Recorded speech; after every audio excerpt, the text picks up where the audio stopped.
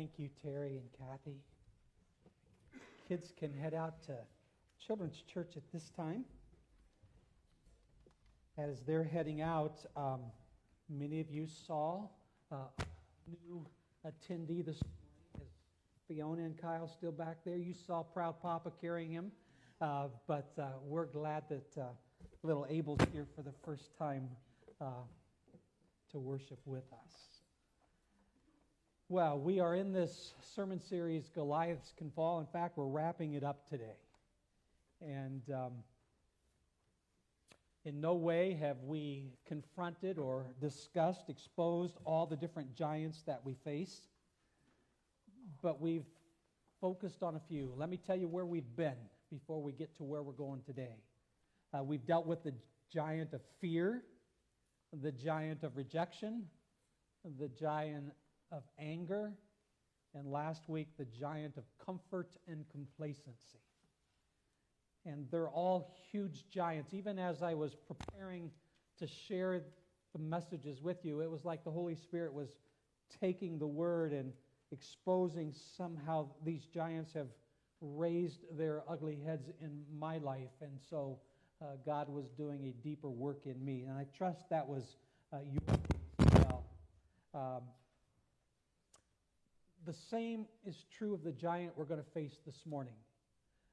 Back in December 15th, 2014, a guy, a vice admiral named Murphy, was confirmed as the 19th United States Surgeon General.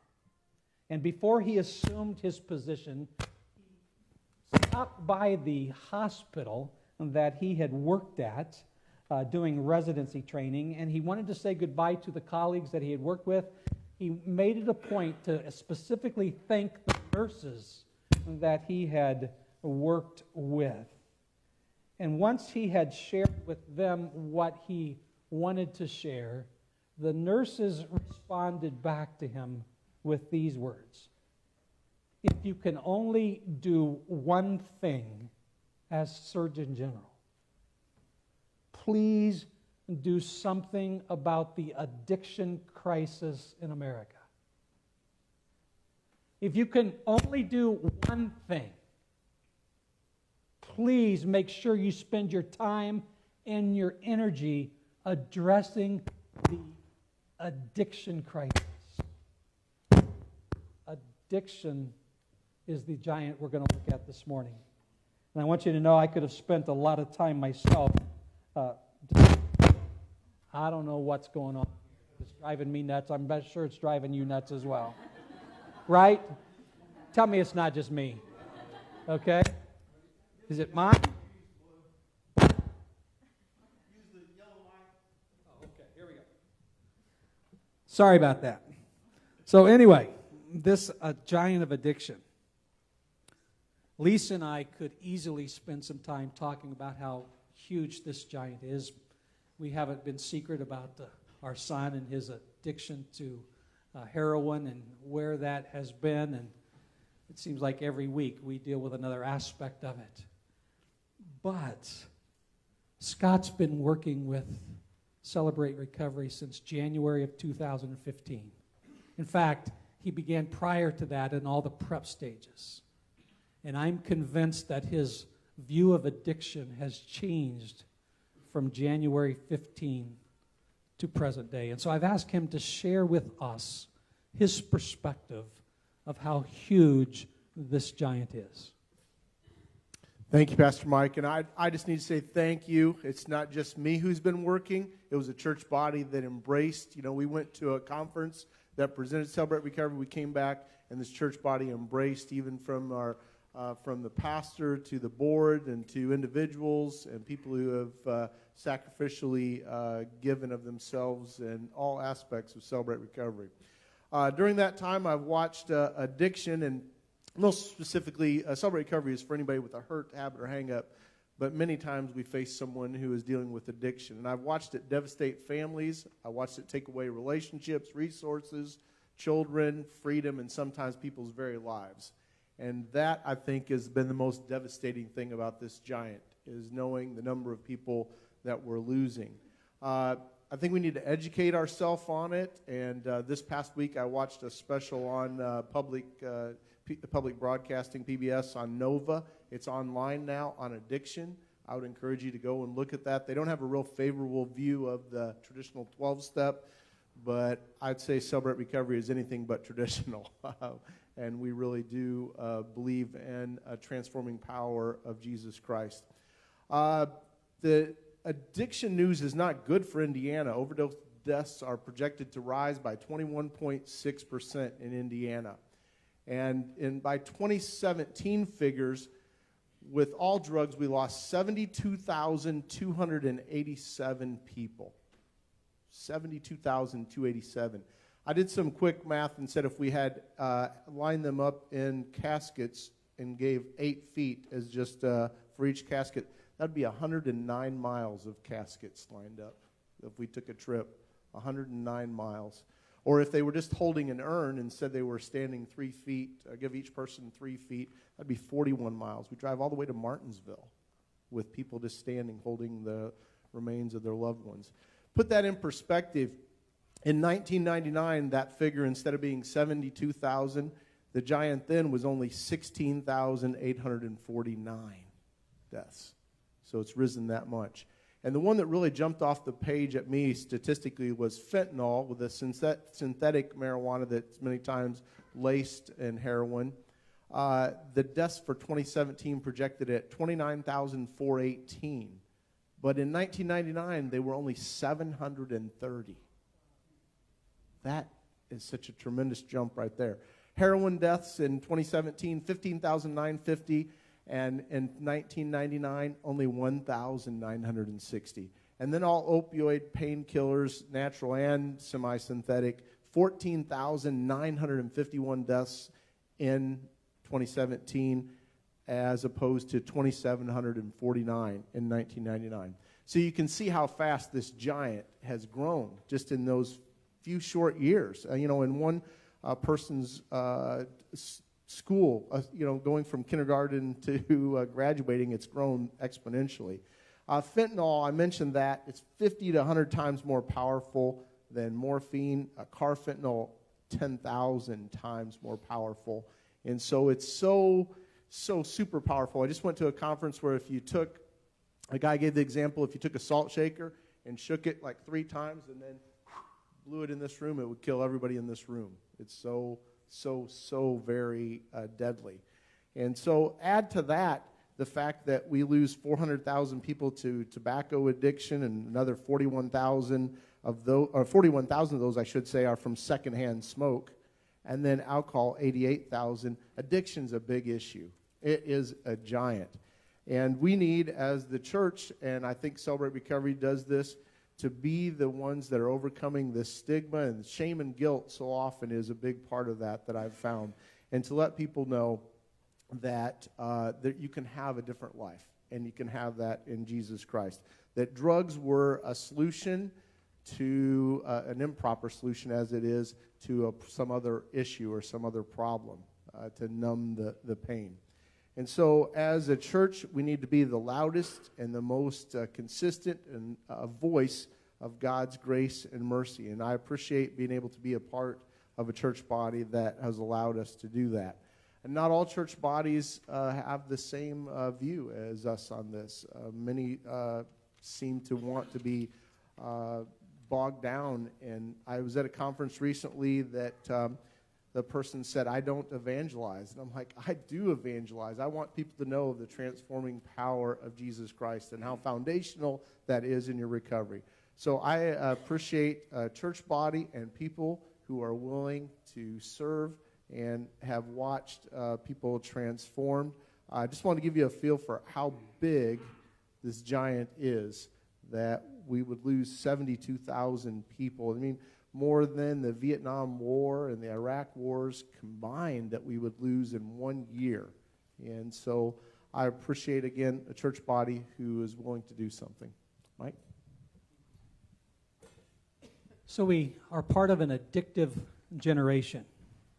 And when we think of or hear the word addiction, our minds often go to the big addictions of alcohol, drugs, the opioid epidemic, you name it. I think that was what was on the minds of the nurses who spoke to the Surgeon General. But this addicted generation needs to go beyond those. They're real, they're big, they're huge, but somehow we have to spread a wider net on addiction and how it touches our lives. Because it's easy for us to say, well, I don't have an addiction to heroin, so you're not talking to me today, Pastor. But addiction is real, and we oftentimes don't think of ourselves as addicted, but my guess is that we are. In fact, a doctor named Gerald May, in a book, Addiction and Grace, says to be alive is to be addicted. Sam is addicted to alcohol. He's 58, but he looks 90 because he's had a drinking issue since he was a teenager. Once full of hope and dreams, now he just exists in a mental hospital. Doris, in contrast, lives an active, productive life. She's a successful businesswoman, but she's addicted to eating. Happy on the outside, but secretly she hates herself because she cannot control her weight. And then there's Jim, a man of moderation in all things except his work. Addicted to his own sense of responsibility and the need to perform, he worries constantly about money and security. Right now, he's recovering from a heart attack, and his family hopes that he'll slow down, but he doesn't see himself doing that. And then there's Frank, a loving father, a dedicated husband who has a sexual addiction. And so he's got a girlfriend on the side who, in his mind, is just what he needs. And he's caught in this trap, and after a while, he realizes that really what he needs freedom from his wife, and he needs freedom from his girlfriend because none of it makes sense anymore. And then there's Jean, sweet, gracious homemaker. She's addicted to her relationship with her husband. Now that sounds kind of odd, I know. But you see, her husband berates her, belittles her, is very abusive to her. And her friends who have witnessed this tell her to stand up to him. You don't deserve to be treated that way. But she can't do it for fear that he might leave. That just creates so much panic in her. Louis Giglio writes in his book, Goliaths Must Fall, he says, plenty of people are addicted to buying things and getting more stuff. The shopping addiction. When you can't cope with life, what do? You go to the store. You can't stop yourself, and it doesn't matter if you have money or not. That's why there are so many people that are in debt up to their ears. The addiction runs up and down the socioeconomical chain, doesn't it? Some people are addicted to Nordstrom's. Others get their fix at Walmart. First service laughed at that, but I said, no, wait a minute. There are some people that do. That's the reason there are many stores that are open 24 hours a day. Because there are people that need to shop in order to fill a void in their life. Thursday, I'm looking at my phone, Facebook account, and there's an interesting post on that. 30 strange addictions that people face today. I was intrigued knowing what I was going to share with you this morning. You know what number 30 was? Smartphones. Now think about it, because I've been there. You leave home, you forget your smartphone.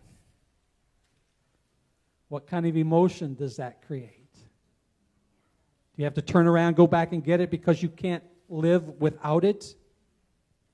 That was number 30. Number 26 on the list was gambling. Now, I would have put it closer to the top than 26 out of 30 because of an experience I had when I was pastoring in Evansville, my first church. And there was a compulsive gambler in the church who told me, Mike, I can win $35,000 on a Sunday afternoon betting on NFL football games. I was blown away. And then he would say, but the next week I could lose up to $40,000 to $50,000. And he would always come up on the losing end, which led to him losing a job, embezzling from the store that he worked at, serving time in prison, losing a family. Gambling is an addiction that's severe. But here are some others that made that list of strange addictions. Tanning, exercise, video games. If you were at our house this weekend, we had Huck and Hazel, our grandkids. Huck has an addiction to video games. He wakes up in the morning at 4:30. Can I play on your tablet? No, go back to bed. But he can sit with that tablet. You can be talking to him. He doesn't even register your voice. They understand, mom and dad, that that's got a hold on him, and they're very clear to limit his use there. Nasal sprays. Here's the ones that really struck me. I never would have thought these as addictions. Eating ice, or eating dirt, or eating glass, or eating paint chips, or eating soap. All of those made the list of 30 strange addictions. Again, coming back to Gerald May, to be alive is to be addicted, and to be alive and addicted is to stand in the need of grace. And I want to take you into the Word, to Genesis chapter 3. A lot of times we wouldn't go there in looking at addiction, but Adam and Eve's behavior in the garden, I think, can give us a snapshot into the addictive world. We usually interpret this passage as humanity's willful rebellion against God. And I believe that piece is there in the story. But if we would take a closer look at this particular story, we could respond with sympathy towards Adam and Eve. Yes, they're responsible for what they do, but when you read the story, Adam and Eve do not appear to be hostile rebels, or I don't get that in the story. Instead, I see them as responding like gullible little kids. They ate the fruit not because it was forbidden, but the story tells us they ate it because it was enticing to look at and good to eat. Verse 6, when the woman saw the fruit of the tree was good for food and pleasing to the eye, and also desirable for gaining wisdom, she took some and ate it. She also gave some to her husband who was with her, and he ate it too. So Gerald May, in his book Addiction and Grace, says, it seems to me that the real problem was not rebelliousness, but foolishness. They lacked wisdom, or their lack of wisdom made them exceedingly vulnerable to temptation. And once they gave into temptation, their freedom was invaded by attachments. They experienced the need for more. And so God understood that they could not stop from eating just from the one tree. So in verse 21, chapter 3, Genesis, the Lord made garments of skin from Adam and Eve and clothed them. And the Lord said, the man has now become like one of us, knowing good and evil. He must not be allowed to reach out his hand and take also from the tree of life and eat and live forever. Did you catch what God saw? Adam and Eve partook of the one tree. It was enticing to them. And because they had taken from that one tree, he understood the attachment that was in their heart. He knew that they would reach out and want to eat from the other tree. So God takes the step of clothing them and then putting a barrier and kicking them out of the garden. It's interesting that you can see addiction in that story. And then I would take you to Luke chapter 4. Jesus is sitting in a church service. He's in the synagogue. He's the one that's going to be teaching that day. He calls for the parchments. They give him the scroll from Isaiah. He unrolls it to a very specific place, and then he reads, the Spirit of the Lord is on me, because he has anointed me to preach good news to the poor. He has sent me to proclaim freedom for the prisoner and recovery of sight for the blind, and to release the oppressed, to proclaim the year of the Lord's favor.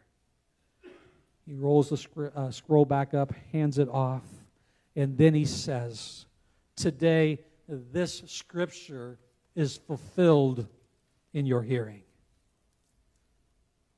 What Jesus was saying, I believe, is that the giant of addiction can fall. That recovery is possible. I came that you might be set free.